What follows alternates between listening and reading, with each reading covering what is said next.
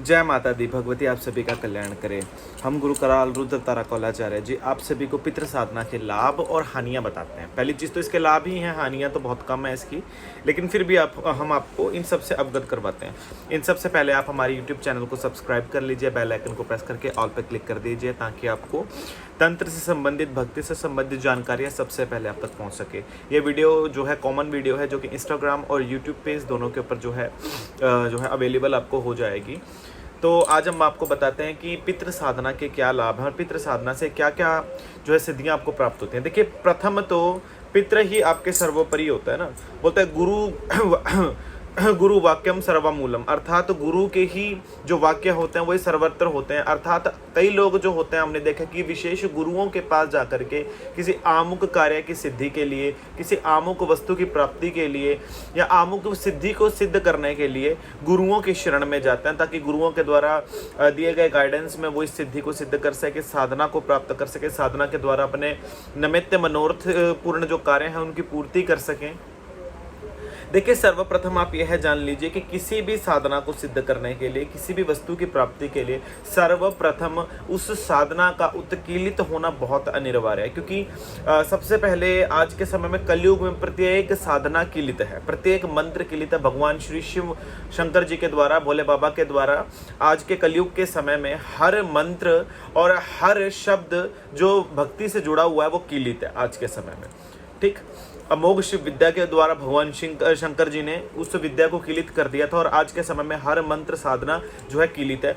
यदि आप कहीं से भी उठा के भी यदि कोई आप साधना करते हैं तो उसका आपको फल नहीं मिल सकता।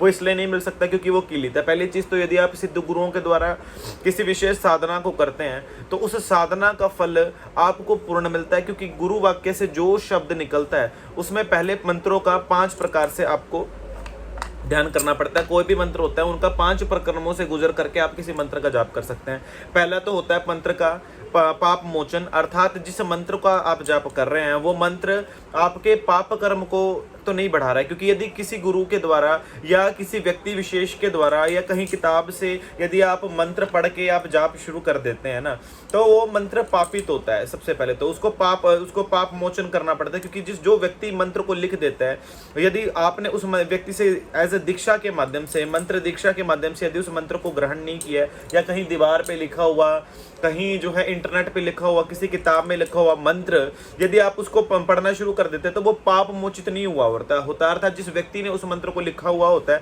उस व्यक्ति के पाप कर्म आपके पल्ले आने शुरू हो जाते हैं, और उस मंत्र का जो पूर्ण फल जो होता है, उसका पूर्ण लाभ जो होता है उस व्यक्ति को चला जाता है, जो व्यक्ति उस मंत्र को लिख के गया है, जिस व्यक्ति ने उस मंत्र को प्रकाशित किया सभ्य समाज के मध्य। पहले तो मंत्र का पाप मोचन बहुत जरूरी होता है गुरु माध्यम के द्वारा। दूसरा होता है श्राप मोचित करना। श्राप मोचित में क्या होता है कि भगवान शंकर के द्वारा हर मंत्र जो है वो श्रापित है, वो कीलित है। तो श्राप मोचन करना, उस मंत्र को भगवान शंकर के द्वारा उत्कीलन जो विधि है उसके द्वारा उत्कीलन करना पड़ता है गुरुओं के द्वारा, जो दूसरा मंत्र होता है। फिर मंत्र का बिमलीकरण करना, अर्थात उस मंत्र के माध्यम से आप चाहते क्या हैं, उस मंत्र को जागृत करके आप प्राप्त क्या करना चाहते हैं, उस मंत्र का प्रयोग करना। ये गुरु के द्वारा बताया जाता है। क्रिया से मंत्र को गुजरना पड़ता है, जिसको बोला जाता है मंत्र बिमलीकरण। चौथा जो मंत्र का चरण होता है, उस मंत्र का प्रयोग होता है मंत्र का उत्कीलन, अर्थात उस मंत्र को कीलित करके आप उस मंत्र की ऊर्जा को कहाँ पे स्थापित करना चाहते हैं, उस मंत्र की ऊर्जा को किस प्रकार से अपने निमित्त कार्य की पूर्ति के लिए प्रयोग करना चाहते हैं। और 5वां इसमें चैप्टर आ जाता है मंत्र जप या मंत्र उद्मीकरण, अर्थात उस मंत्र का जाप करके आप किस विशेष मनोरथ की पूर्ति के लिए उसको प्राप्त करना चाहते हैं। तो ये एक मंत्र को जपने के जपने से पहले के 5 प्रोसेस होते हैं जो एक प्रत्येक साधक को करने पड़ते हैं। यदि आप कहीं से भी उठा के मंत्र जाप कर लेते हैं ना, वो आपका तो नाश करेगा ही करेगा और आपके जो है पाप कर्मों को भी बढ़ाएगा। पहली चीज, यदि गुरु माध्यम से या गुरु मुख से भी यदि कोई मंत्र आपको मिले, हमने प्रथम ही आपको बोला था कि गुरु वाक्यम सदा मूलम, अर्थात गुरु के जो वचन होते हैं वही तो जो है तत्व का सार है, वही जो है आपको भक्ति से मिलाने का कार्य करते हैं। और गुरु के द्वारा जब पितृ की साधना आप प्राप्त कर लेते हैं, मान लीजिए कि आपके दादा परदादा यदि किसी विशेष शक्ति के उपासक थे, आपके दादा परदादा किसी शक्ति की उपासना किया करते, साधना किया करते, या उसके विशेष उत्तराधिकारी थे, उस शक्ति के ज्ञाता थे, आज के समय में वो सशरीर व्याप्त नहीं है। और यदि उन व्यक्तियों को गुरु माध्यम से यदि उन मंत्रों को यदि आप जो पितरों को सिद्ध करने के लिए प्रयोग किए जाते हैं, उनका प्रयोग करके यदि आप उन पितरों को सिद्ध कर लें तो जो उन पितरों के द्वारा कमाई गई जो पूंजी है, अर्थात उनकी जो साधना है या उनकी सिद्धियां हैं, जो किसी व्यक्ति विशेष को नहीं देखे गए। क्योंकि यदि किसी कुल परिवार में कोई व्यक्ति पुरोहित रहा हो या कोई कुल परिवार में किसी व्यक्ति कोई गद्दी लगा रहा हो, आपके दादे परदादे यदि गद्दी लगा रहे हो और वो उनकी जो है अकस्मात उनकी मृत्यु हो जाए या ब्रह्मांड को छोड़ के चले जाए, उन्होंने ज्ञान तो परिवार में किसी को नहीं दिया ना, और शक्तियों का आमंत्रण भी उस घर के अंदर हुआ है, तो वो शक्तियां उसी स्थान पे सदा के लिए विद्यमान हो जाती हैं और वो समय के लिए कभी भी अंत काल तक, चराचर काल तक उस स्थान को छोड़ के नहीं जाते। यदि आप पितरों को सिद्ध कर लेते हैं, कई लोग हमसे आके मांगते हैं कि गुरुजी हमें तारा देवी की दीक्षा चाहिए, कोई आके हमसे मांगता है जी हमें त्रिपुर सुंदरी की चाहिए, कोई आके हमसे मांगता है जी हमें मनसा माता की दीक्षा चाहिए। देखिए, दीक्षाओं से पहले आप पहले ये पता करें कि आपके घर परिवार के अंदर किन देवी देवताओं की पूजा पहले से होती आ रही है, या इनको सिद्ध किया गया था या नहीं था। यदि उनकी पूजा करने वाले जो साधक रहे हैं, अर्थात आपके जो पितृ रहे हैं, यदि आप उन पितरों की साधना आप कर लेना तो आपको ऑटोमेटिकली ही जो है उन देवी देवताओं की सिद्धियां प्राप्त हो जाएंगी। और इट्स अ फैक्ट और इट्स अ रियलिटी, आपको ऑटोमेटिकली उनकी सिद्धियां प्राप्त हो जाएंगी। वो इसलिए प्राप्त हो जाएंगी क्योंकि आपने उनको साध्य कर लिया जिन्होंने उनको ऑलरेडी साध्य कर रखा है। और अपने परिवार के अंदर जो आपके पितृ होते हैं वो सदा आपका साथ निभाते हैं, क्योंकि आप उनकी संतान, आप उनके बच्चे हैं।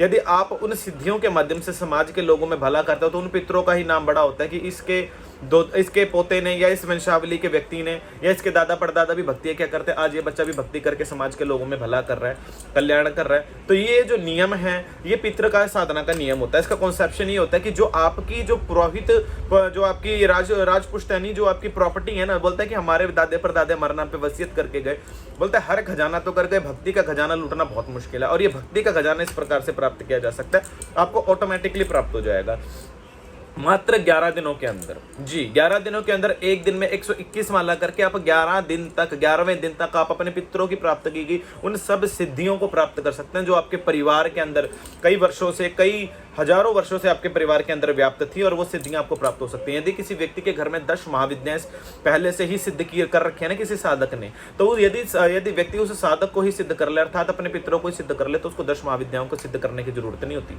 तब उसको सिर्फ गुरु माध्यम से उनके मंत्र दीक्षा उनकी लेनी पड़ती है और सिद्धि करने की ज्यादा आवश्यकता नहीं होती। यदि कोई व्यक्ति 5.25 लाख में माँ तारा को सिद्ध कर रहा है या काली जी को सिद्ध कर रहा है, वैसे 3.25 लाख जो है तारा देवी का जो है होता है नियम, लेकिन यदि कोई व्यक्ति 5.25 लाख काली जी का कर रहा है या 8.25 लाख बगला जी का कर रहा है, तो उसको मात्र 8,500 में, 80,000 में, 1.25 लाख में, इतने में 11-11 हज़ार तक में हमने लोगों को सिद्धियां प्राप्त करते देखा है। तो 11,000 में भी लोगों को सिद्ध हो जाती हैं ये। इसके दो जो है विकल्प होते हैं। तो श्वेत जो होता है अपने जो है प्राप्ति के लिए पितरों की साधना सदा श्वेत वस्त्रों में की जाती है।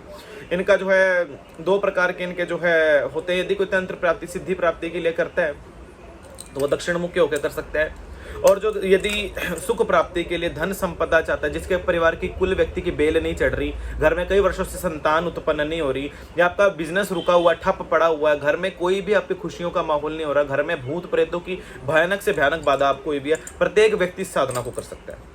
ऐसा नहीं कि सिर्फ साधक लोग ही पितृ साधना करते, नहीं, एक आम व्यक्ति भी जिसके घर के अंदर एक रोग है, कलेश है, बाधा है, बाल बच्चे नहीं पढ़ते, जिसके घर में जिसके बच्चे ऊत हो चुके हैं, अर्थात जिसके बच्चे जो है उसकी बात नहीं मानते, बच्चे नशे की तरफ चले गए हैं, वो व्यक्ति भी अपने बच्चों को बाहर निकालने के लिए पितरों का सहारा ले सकते हैं, क्योंकि पितृ आपके घर की रक्षक आत्मा है और कोई भी नकारात्मक शक्ति पितरों की कृपा के बिना आपके घर में प्रवेश कर ही नहीं सकती। ये नियम है।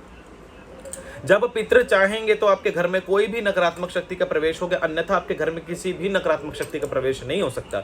यदि आपके घर के अंदर रोग नहीं आ सकता, आपके घर के अंदर शोक नहीं आ सकता, कोई भी ग्रह बाधा, तंत्र बाधा, कुछ नहीं आ सकता जब तक पितृ नहीं चाहेंगे। जब आप पितृ पीछे हट गए तो आपके ऊपर सीधी सी बात है, जिसके उतर गई लई उसका क्या करेगा कोई, अर्थात जिसके ऊपर से पहले पितरों की प्रोटेक्शन लेयर उतर चुकी है तो उसका तो कोई कुछ भी करे, कैसे भी बैंड बजाए तो कोई चक्कर नहीं होता। तो मेन बात यह है कि पितरों की साधना से जीवन के अंदर सभी प्रकार की जो है समस्याएं को जो है नष्ट होता है, जीवन में के सभी प्रकार के रोग शोक दूर होते हैं, सभी प्रकार के दुख दूर होते हैं और सभी प्रकार की समस्याएं दूर होते हैं। ये पितृ साधना का सबसे बड़ा नियम होता है।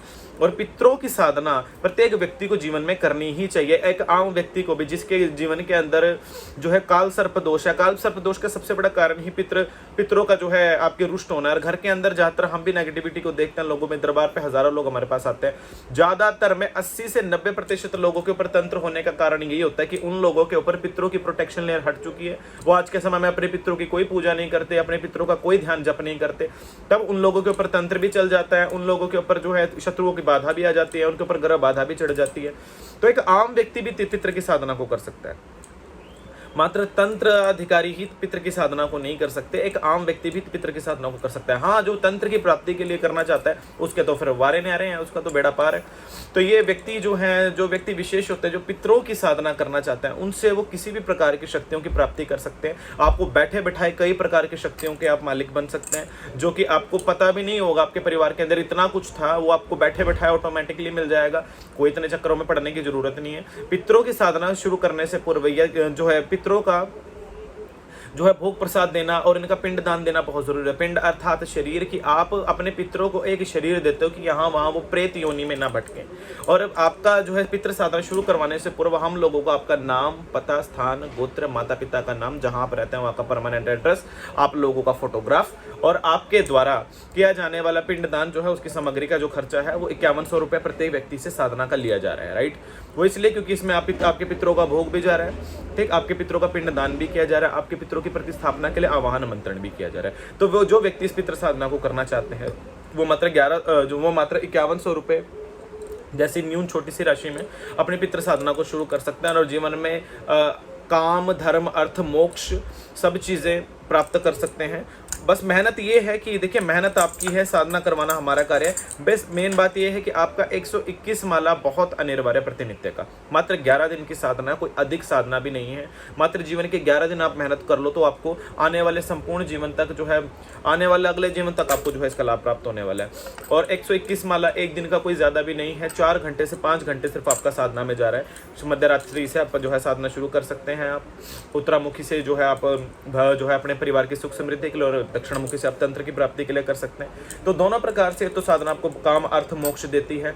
साधकों को किस प्रकार से इसकी माला का संस्कार करना है, ये सारी विधि हम जो है साधकों को यूट्यूब के माध्यम से या फिर जो पेड ग्रुप है उनके माध्यम से हम जो है सबको क्लियर कर देंगे। साधकों को किस प्रकार के वस्त्र धारण करने, साधना काल के दौरान साधकों को क्या भोजन करना है, इसकी जानकारी हम जो है दे देंगे। साधना काल के दौरान साधकों को किस प्रकार का आचरण करना है, कितने से कितने समय तक जाप करना है, इस जाप के दौरान साधकों को जो एक्सपीरियंस हुए हैं उन एक्सपीरियंसों की लिस्ट जो है हम सबके सामने शो कर देंगे। तो ये साधना जो है हम श्रावण शुक्ल पक्ष सप्तमी अर्थात 25 जुलाई के आसपास हम चालू करवाने का सोच रहे हैं, क्योंकि सप्तमी से ये जो साधना विशेष होती है वो इसलिए होती है क्योंकि 7 पुश्तें जो है आपकी वो इसमें तर जाती हैं और आप अपने 7 पुश्तों की मुक्ति के लिए आप ये साधना करते हैं और 7 पुश्तों की प्राप्त की गई साधना, आराधना, भक्ति को प्राप्त करने के लिए आप ये कर रहे हो। तो इसलिए इसको सप्तमी से शुरू करना चाहिए। शुक्ल पक्ष सप्तमी से बहुत अच्छा दिन होता है। मात्र आने वाले 11 दिवस तक ये साधना आपकी संपूर्ण हो जाएगी। 11 दिनों के उपरांत आपको हवन करने की विधि बता दी जाएगी, कैसे आपको हवन करना है, कैसे विधिवत आपको जो है कुमारियों का पूजन करना है। तो इस प्रकार से आप जो है साधना पूर्ण करके अपने ऊपर भयानक से भयानक पितृ दोष को आप खत्म कर सकते हैं, भयानक से भयानक तंत्र दोष को आप खत्म कर सकते हैं, भयानक से भयानक शत्रु दोष को आप खत्म कर सकते हैं, भयानक से भयानक गरीबी को हटा सकते हैं और भयानक से भयानक जो साधना में असफलता हुई है उसको आप सफलता में परिवर्तित कर सकते हैं। तो मात्र ये जो है छोटा सा समय 25 जुलाई तक याद रखिए। जो व्यक्ति साधना को करना चाहते हैं अपना नाम, पता, स्थान, गोत्र, माता पिता का नाम, फोटो और अपने जो है घर का पूरा परमानेंट एड्रेस हमें जो है प्रदान कर दें। और इस साधना की जो फीस है वो 5100 है, जो कि इस वीडियो के लास्ट में जो है दिया गया नंबर, उसी पे जो है आपको जीपे करके उसका स्क्रीनशॉट सेंड करना है। आफ्टर दैट आप लोगों को जो है इस साधना पे बिठा दिया जाएगा, आपको इस साधना कंटिन्यू करवा दी जाएगी। ये याद रखिए, ये साधना का जो समय बहुत कम है और बहुत ही लिमिटेड बच्चों का साधना करवाई जाएगी। हर व्यक्ति को हम ये साधना नहीं करवाने वाले हैं और ये साधना सभी के लिए विशेष है। कोई आम व्यक्ति भी कर सकता है, साधक भी कर सकता है, सभी के लिए साधना जो है विशेष फलदायी है, लाभदायी है। तो सभी शुरू करें। भगवती आप सभी का मनोकामनाओं को पूर्ण करें। जय माँ भगवती। भगवती आप सभी का कल्याण करें।